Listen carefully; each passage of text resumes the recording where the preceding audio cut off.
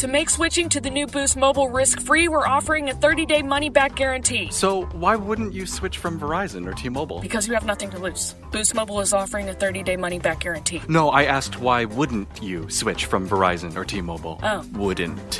Because you love wasting money as a way to punish yourself because your mother never showed you enough love as a child? Whoa. Easy there. Yeah. Applies to online activations. Requires port in and auto pay. Customers activating in stores may be charged non-refundable activation fees.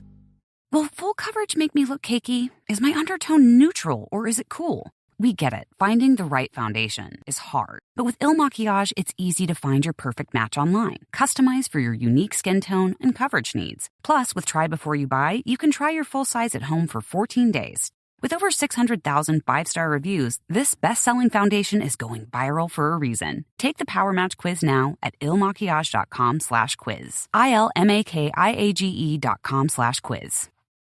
Getting engaged can be stressful. Getting the right ring won't be at BlueNile.com. The jewelers at BlueNile.com have sparkle down to a science with beautiful lab-grown diamonds worthy of your most brilliant moments. Their lab-grown diamonds are independently graded and guaranteed identical to natural diamonds and ready to ship to your door. Get $50 off your purchase of $500 or more with code LISTEN at BlueNile.com. That's BlueNile.com, code LISTEN for $50 off.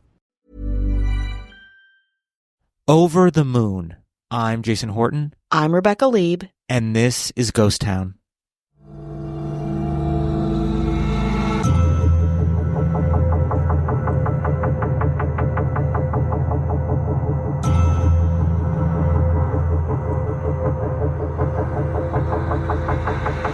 On August 25th, 1835, the world was introduced to a fantastic scientific discovery in the New York Sun. The piece read, quote, "We will state at once that by means of a telescope of vast dimensions and an entirely new principle, the younger Herschel, at his observatory in the southern hemisphere, has already made the most extraordinary discoveries in every planet of our solar system, and has obtained a distinct view of objects in the moon, and has affirmatively settled the question whether this satellite be inhabited and by what order of beings. Proof of life on other planets. But was it? A tale of imagination, misinformation, plagiarism, and sci-fi wonder. Today on Ghost Town, we're talking about the Great Moon Hoax. During the week of August 25th, 1835, a series of 6 articles, supposedly from the Edinburgh Journal of Science, were published in the New York Sun newspaper, supposedly announcing the discovery of life on the moon. The pieces were authored by a Dr. Andrew Grant, described as a colleague of Sir John Herschel, a famous astronomer of the day. Herschel had in fact traveled to Cape Town, South Africa, in January of 1834 to set up an observatory with a powerful new telescope. As Grant described it, Herschel had taken up the work of his astronomer father, and in doing so found evidence of life forms on the moon, including unicorns, two-legged beavers, and furry, winged-like human creatures that resembled bats. All by way of his telescope, Grant explained these discoveries, including some imaginative descriptions of the moon's geography, which included huge amethyst crystals, craters, roaring rivers, and lush vegetation. The New York Sun, founded in 1833, was one of those new penny press papers that appealed to a wider audience, and this piece certainly underlined that fact. After the first article hit the newsstands, sales of the paper shot up, and of course it did. People were eager to read about this groundbreaking, worldview-altering discovery. But it wasn't just everyday newspaper readers who looked into Herschel and his work. People far and wide believed it, respectable people who were scientists, journalists, and academics. The New York Times called Herschel's discoveries, quote, probable and possible, and religious groups started making plans for missionary work out in space. Shocked themselves by the article's content, a committee of Yale University scientists actually traveled to New York in search of the original Edinburgh Journal articles. One person who didn't believe these bizarre pieces of journalism was famed American writer Edgar Allan Poe. Quote, "Not one person in 10 discredited it," he wrote. "A grave professor of mathematics in a Virginian college told me seriously that he had no doubt of the truth of the whole affair." Poe wanted the Sun's story to be proved wrong, not because he valued scientific inquiry, but because he believed that the actual writer had plagiarized his own work.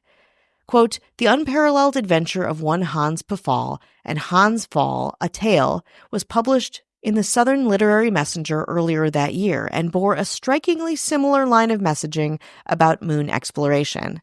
His editor at the time was Richard Adams Locke, who was also a known writer at The Sun. It all felt a little convenient, because it was."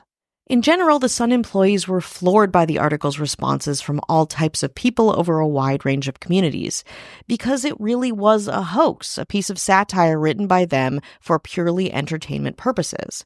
The Edinburgh Journal of Science had stopped publication years earlier, and Grant himself was a fictional character, likely, as Poe suspected, written by Richard Adams Locke, a Cambridge-educated writer, editor, and Sun reporter.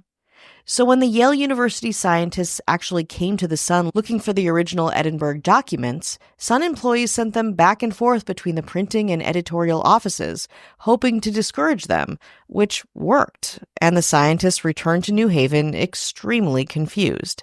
The pieces were intended as satire, poking fun at serious speculations about extraterrestrial life, particularly those of Reverend Thomas Dick, a popular science writer who claimed, in his best-selling books, that the moon alone had 4.2 billion inhabitants. On September 16, 1835, the Sun admitted the articles had been a hoax. The fallout was not too bad, honestly. Sales stayed up, and people seemed generally amused by the whole thing. As you likely already know, the widespread realization that the Great Moon Hoax was in fact a hoax didn't end the era of media falsehoods, or attempted media falsehoods. Almost 100 years later, we had the 1938 radio dramatization of H.G. Wells' science fiction novel The War of the Worlds. And now, as you navigate any online platform, you can find plenty of modern versions of Great Moon hoaxes, all to be believed or disbelieved in the palm of your own hand.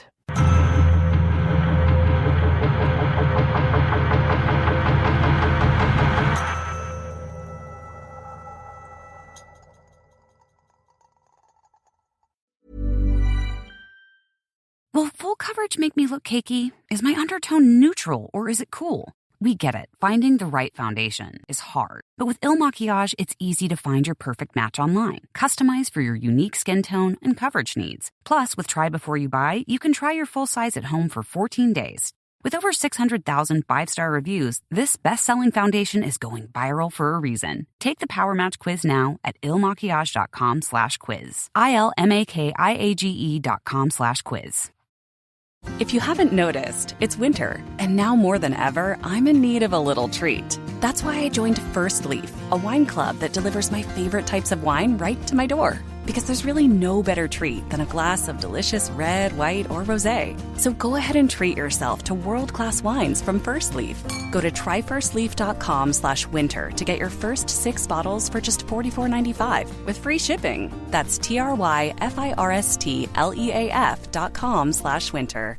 Over the past 75 years, more than 10,000 chemicals have entered our food supply, but the EU allows just 300 additives. At Thrive Market, we prioritize quality, banning over 1,000 ingredients found in conventional grocery stores. Our Healthy Swap scanner helps you find better versions of your pantry essentials without the junk, dyes, or fillers, and everything is delivered right to your doorstep. So shop at a grocery store that actually cares about your health at thrivemarket.com/get started for 30% off your first order and a free $60 gift.